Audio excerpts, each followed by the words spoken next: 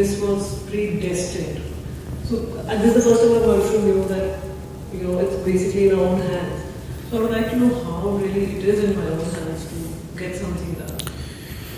See, if it is predestined, there is no such thing as right path and wrong path. Because you cannot even choose the path, isn't it? So, you saying it is all destined and still making an effort to walk the right path doesn't make sense. Isn't it so? So definitely it's not predestined. Otherwise, that's why you're still trying to see what is the right thing to do. Isn't it so? If everything is predestined, where is the need for you to think which is right and which is wrong? Anyway, this is the way you're going to go. Is that the reality? No, that's not the reality, isn't it? If two paths come, you can choose this one or this one. Do you have the choice or no? See, you're trying to absolve yourself of all the mistakes that you make in your life. No, I'm trying to stop myself from committing more mistakes, so I need to understand this. Now, when you say, whenever I make a wrong choice, it's all predestined, you're only trying to absolve yourself from the mistakes that you make, isn't it? You don't want to say that I've made a mistake. You want to say, oh, it happened because it's God's will.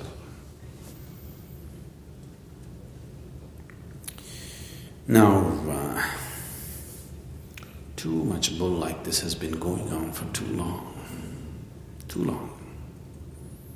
And this is the reason why something that's a natural progression of life has become so difficult for human beings. Enlightenment is not something that you have to force upon yourself. It is a natural progression of development. But you're not allowing that natural progression to happen because you're creating these kind of contradictions. We'll take what you said as example. There are many, many examples different ways. Now you say on one level, everything is predestined. On another level, you're choosing a way out of your present whatever, isn't it? That is what causes the confusion. You are causing the confusion. Because first thing you started, I believe everything is predestined. That means you started… I'm brought up to believe. Okay, whichever way. Okay, we pass the buck to the parents. I have been brought up to believe. So now I believe. Is it okay? And even that believing is not mine. I have been brought up to believe. Your believing means you're assuming something that you do not know, isn't it? Yes. Why do you believe something? Like for example, how many of you believe in God? Please raise your hand. The sleeping ones also, please. Okay. How many of you believe no God? Please raise your hands. 1, 2, 3, 4… What is this half hand? 6. Okay. Some people believe there is God. Some people believe there is no God. How many of you believe that you have 2 hands? All such people just raise 1 hand. Yes, ma'am? Yes? Okay. Do you believe that you have 2 hands? Or do you know that you have 2 hands? You know. Even if you have no eyes to see these hands, still do you know that you have hands? Yes. It's a living experience, isn't it? Even if you cannot see them, you still know you have hands.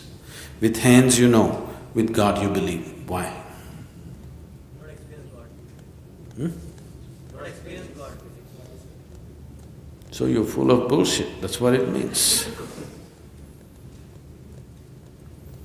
Somewhere you're not sincere enough to admit, I do not know. That's your problem. Everything that you do not know, you want to say, I believe. with great confidence. And if you go on like this, your life will become a bigger and bigger mess, because you're assuming things and trying to live. And your assumptions are not so strong enough because your mind is not simple enough. You may assume one thing, but the other part of the mind is continuously asking questions. If you had a very simple, childlike mind, your assumption is all that you had, you would become a devotee. It'll work. That will work. But now you have a little more complex intellect. It doesn't accept any assumption totally. It accepts only to the extent it's comfortable, convenient. Beyond that, it doesn't. Right now, your belief in God is just like this. You do everything that is important to you. God is like an insurance on the side. I have also paid my premium in case something goes wrong. Isn't it so? All the vital aspects of your life, you're holding it in your hands. Are you holding it or no? Your money, your children, everything that matters to you, you're holding it in your hands. God is like insurance, just in case something goes wrong. I also paid my premium. Every week I came and saw you, God, what are you doing? This doesn't work. Because of this deception, life has become such a mess.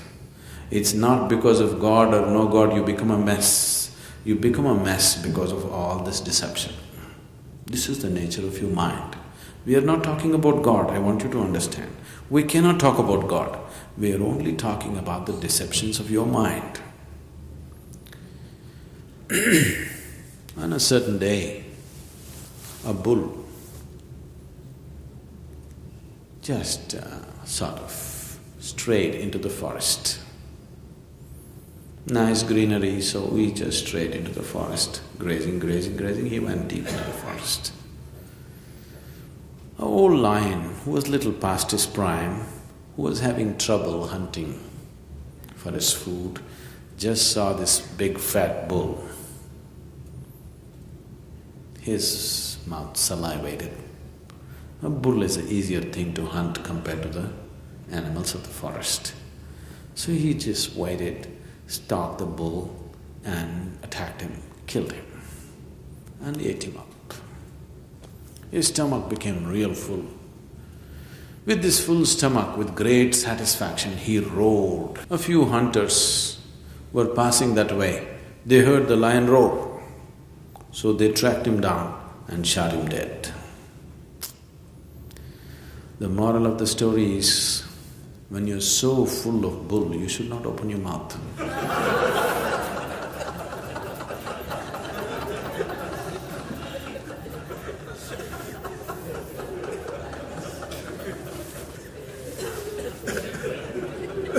Too many assumptions. Too many assumptions. With these assumptions, people are going on with great confidence. Disaster is all that can happen. What else can happen? If you are not in touch with reality, and if you go at great speed, will you head for disaster or no? You'll definitely head for disaster. Either as an individual or as a whole society. You definitely head for a disaster if you're running on too many assumptions. Isn't it so? Can we keep our assumptions aside? Just look at reality the way it is. It doesn't matter what your mother said, what your grandmother said, what your father said or your forefathers said. They said whatever they knew, or whatever nonsense they believed, or whatever nonsense they wanted you to believe. That is also there. Isn't it?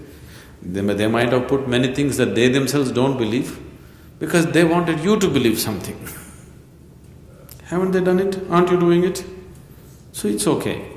They said whatever they knew.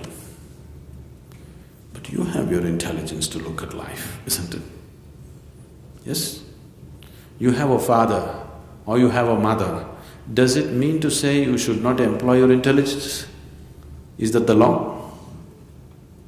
Is that the law? Then why do you say, I was brought up to believe? They can say anything they want. You still have your intelligence, isn't it? Nobody can bring you up to believe anything. They can only feed you and make your body grow. Everything else, they can speak whatever nonsense they speak. You still have your intelligence, which is discerning enough, isn't it? But you kept it in your pocket. You don't want it to come out, because if it comes out, then you have to struggle through knowing things and figuring out things and all this. Now my father said this is the reality. My grandfather also said the same thing, so that is the reality. With this kind of attitude, you know where we have taken the world. Huge disaster, isn't it? Isn't it so? So now, if you really want to know where I stand, first thing is strip off all the assumptions from your life. Just come to bare essentials. What is it that I know? What is it that I do not know? Let's start from there. Then we can go somewhere. Now you don't know which way, it doesn't matter.